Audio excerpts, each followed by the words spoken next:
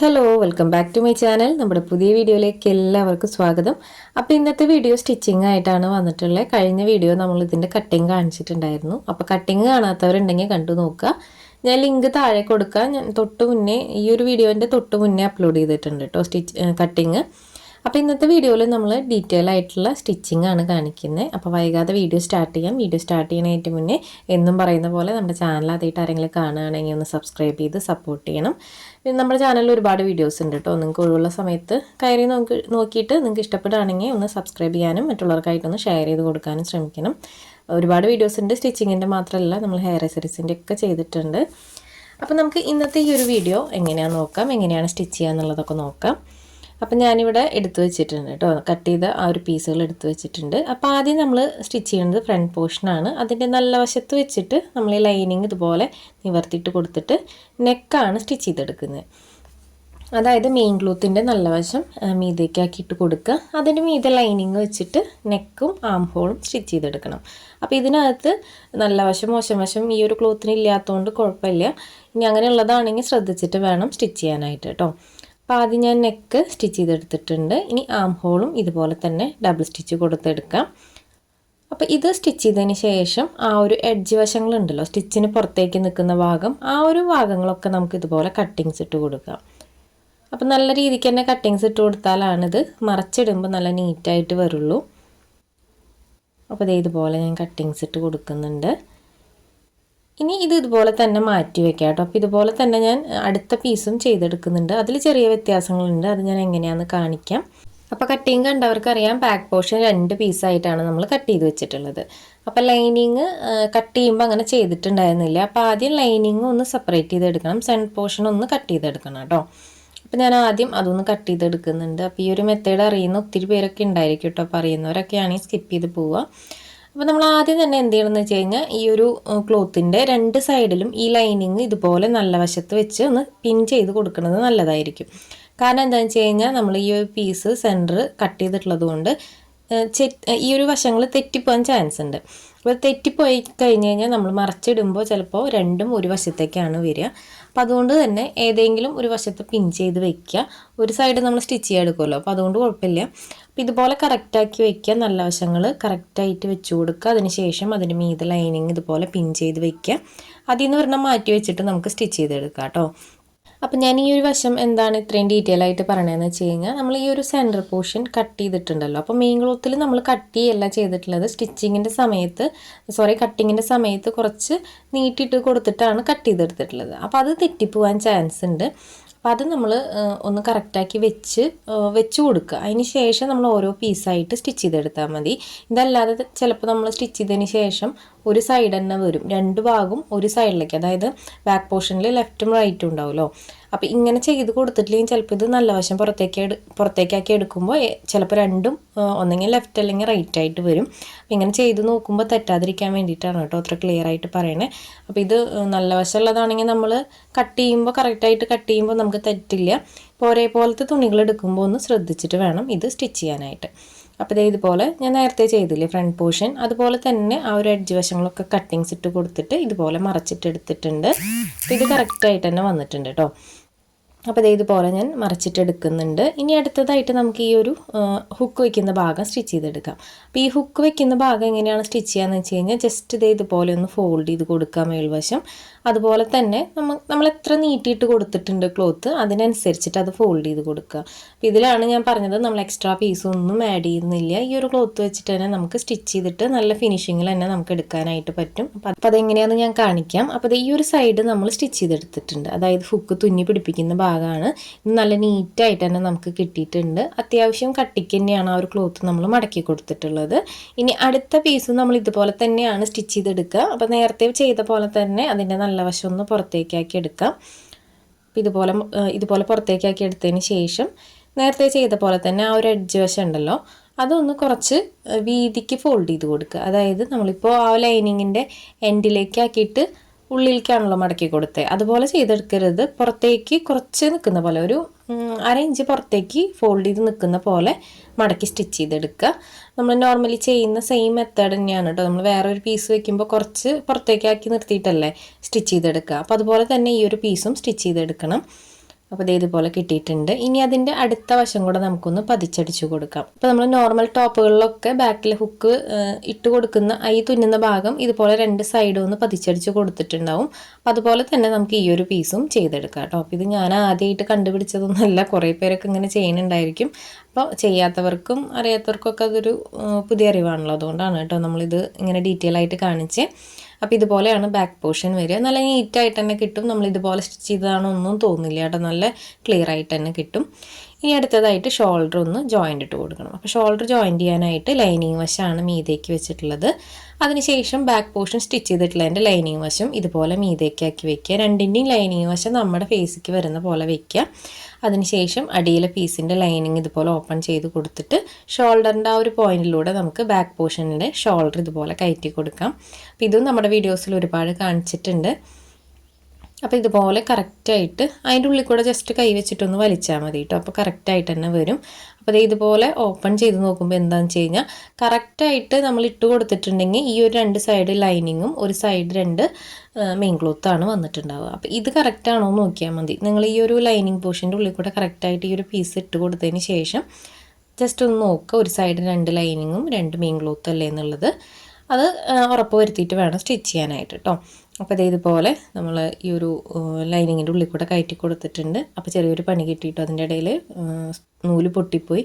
നമ്മളിങ്ങനെ സ്റ്റിച്ച് ചെയ്യുന്ന സമയത്ത് നൂല് പൊട്ടുമ്പോൾ ഭയങ്കര ദേഷ്യമായിരിക്കുമല്ലോ. എനിക്ക് പൊതുവേ ഭയങ്കര ദേഷ്യമാണ് കേട്ടോ നൂല് പൊട്ടുമ്പോൾ.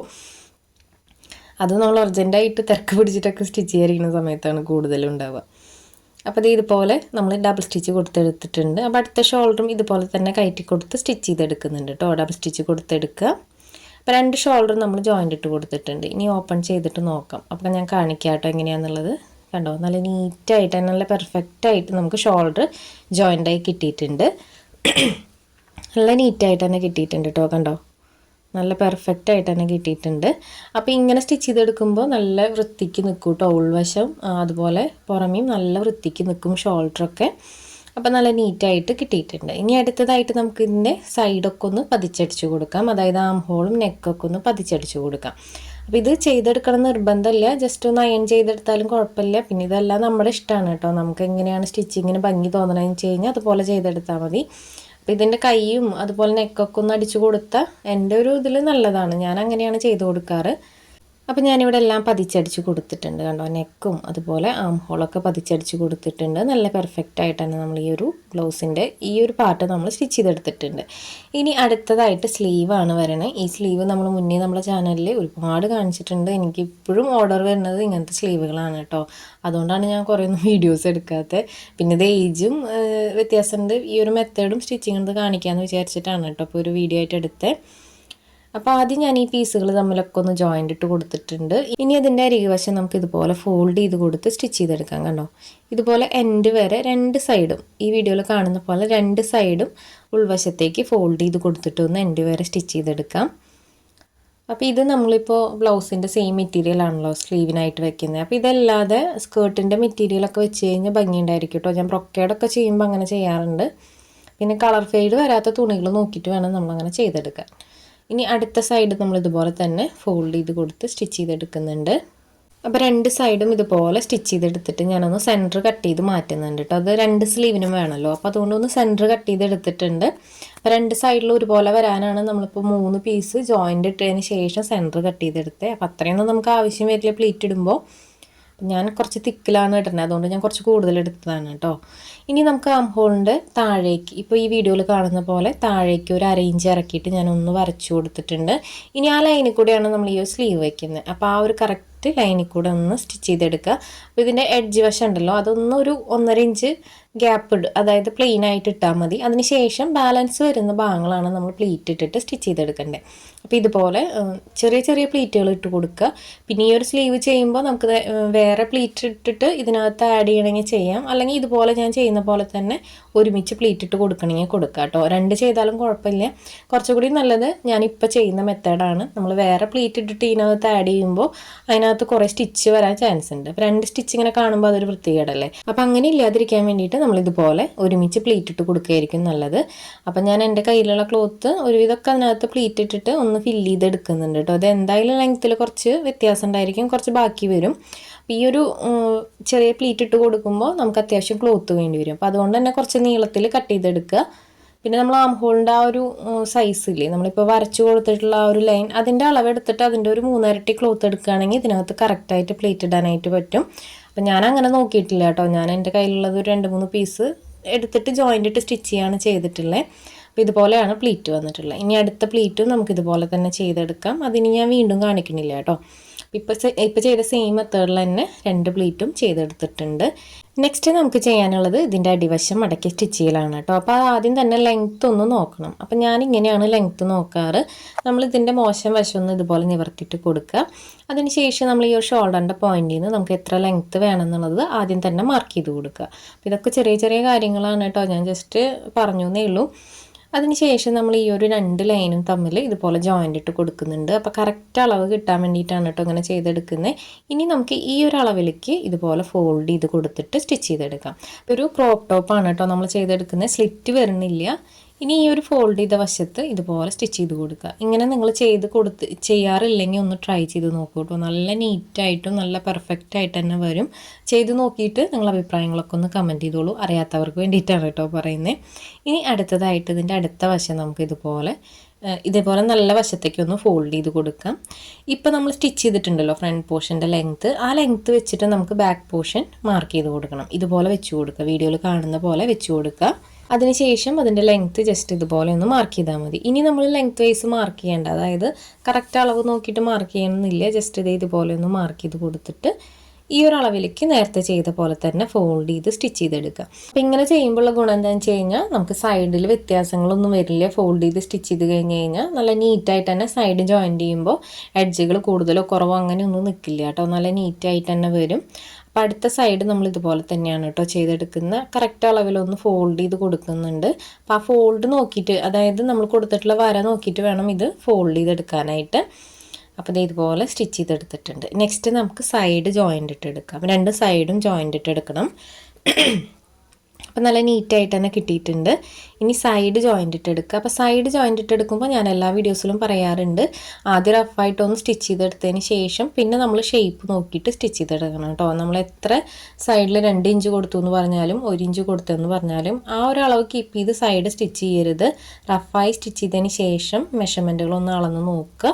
അതിന് ശേഷം നമ്മൾ സൈഡ് ജോയിൻ്റ് ഇട്ട് കൊടുക്കുക. നമ്മളെപ്പോഴും അങ്ങനെ തന്നെയാണ് കേട്ടോ ചെയ്തെടുക്കേണ്ടത്. ഞാൻ എല്ലാ ഡ്രസ്സിലും അങ്ങനെ തന്നെയാണ് ചെയ്തെടുക്കാറുള്ളത്. അപ്പോൾ അങ്ങനെ ചെയ്ത് കഴിഞ്ഞാൽ നമുക്ക് കൺഫ്യൂഷൻ വരില്ല, അളവിൽ കൺഫ്യൂഷൻ വരില്ല. അപ്പോൾ ഇതുപോലെ സ്റ്റിച്ച് ചെയ്തെടുക്കുന്നുണ്ട്. അപ്പോൾ ഞാൻ ആ ഒരു സ്റ്റിച്ചിന് തൊട്ടടുത്ത് 2-3 സ്റ്റിച്ചുകൾ ഇട്ട് കൊടുക്കുന്നുണ്ട്. കാരണം എന്താണെന്ന് വെച്ച് കഴിഞ്ഞാൽ ലൂസ് ഉണ്ടെങ്കിൽ ടൈറ്റ് ആണെങ്കിൽ ഒന്ന് ലൂസാക്കാൻ വേണ്ടിയിട്ട് സ്റ്റിച്ചുകൾ ഇട്ട് കൊടുത്തിട്ടുണ്ട് കേട്ടോ. പിന്നെ നമ്മൾ ഇതുപോലെ സ്റ്റിച്ച് ചെയ്തെടുക്കുമ്പോൾ എന്താണെന്ന് വെച്ച് കഴിഞ്ഞാൽ നമുക്ക് സൈഡ് ഒന്നും കൂടെ അടിച്ചു കൊടുക്കണമെന്നുണ്ടെങ്കിൽ അടിച്ചു കൊടുക്കാൻ നല്ലതാണ് ഇങ്ങനെ ചെയ്തെടുക്കുമ്പോൾ. ഇതല്ലാതെ സൈഡ് ജോയിൻ്റ് ഇട്ടതിന് ശേഷം നമ്മൾ ഈ ഒരു അടിവശം മടക്കി സ്റ്റിച്ച് ചെയ്യുകയാണെങ്കിൽ അങ്ങനെ ചെയ്തെടുക്കാനായിട്ട് പറ്റില്ല. അപ്പോൾ നമ്മൾ ബ്ലൗസിൻ്റെ സ്റ്റിച്ചിങ് ഇവിടെ കഴിഞ്ഞിട്ടുണ്ട് കേട്ടോ. അപ്പോൾ ഇതുപോലെയാണ് ബ്ലൗസ് വന്നിട്ടുള്ളത്. നല്ല ഭംഗിയിലേക്ക് കാണാനായിട്ട്, കുട്ടികൾ ഇട്ട് കഴിഞ്ഞാൽ നല്ല ഭംഗിയാണ് കേട്ടോ. ഈ ഒരു സ്ലീവ് കാണാൻ നല്ല ഭംഗിയാണ്. ഇതിൻ്റെ നെക്കിൽ ഞാൻ ചെറിയൊരു ലേസാണ് വെച്ച് കൊടുത്തിട്ടുള്ളത്. പിന്നെ നമ്മൾ ഹെയർ ബാൻഡ് ചെയ്ത് കൊടുത്തിട്ടുണ്ട്. ആ ഒരു കളർ ബീഡ്സും ഒരു ഗോൾഡൻ്റെ ബീഡും വെച്ചിട്ടാണ് ഹെയർ ബാൻഡ് ചെയ്ത് കൊടുത്തിട്ടുള്ളത്. കസ്റ്റമർ പറഞ്ഞിട്ടാണ് കേട്ടോ. പിന്നെ ഇതിൻ്റെ സ്കേർട്ട് പ്ലെയിൻ ടിഷ്യൂ ആണ്. സ്കേർട്ടിൽ നമ്മൾ മെറ്റീരിയൽ വേറെ ഒന്നും ആഡ് ചെയ്തിട്ടില്ല, സിമ്പിളായിട്ടാണ് ചെയ്തിട്ടുള്ളത്. അപ്പോൾ ഇന്നത്തെ വീഡിയോ ഇത്രയേ ഉള്ളൂ. വീഡിയോ എല്ലാവർക്കും ഇഷ്ടപ്പെട്ടു എന്ന് വിചാരിക്കുന്നു. വീഡിയോ ഇഷ്ടപ്പെട്ടാൽ ലൈക്ക് ചെയ്യാനും കമൻറ്റ് ചെയ്യാനും മറക്കരുത്. സമയമുള്ളപ്പോൾ കണ്ടു നോക്കിയിട്ട് ട്രൈ ചെയ്ത് നോക്കുക. ട്രൈ ചെയ്ത് നോക്കിയിട്ട് റിവ്യൂസ് ഒന്നും അറിയിക്കാൻ മറക്കരുത് കേട്ടോ. പിന്നെയും നമ്മൾ ഒരുപാട് വീഡിയോസ് ചെയ്യുന്നുണ്ട്. അപ്പോൾ ഇത്രയും നാൾ സപ്പോർട്ട് ചെയ്ത പോലെ ഇനിയും സപ്പോർട്ട് ചെയ്യണം. അടുത്ത വീഡിയോ ആയിട്ട് ഉടനെ തന്നെ വരാം. ബൈ.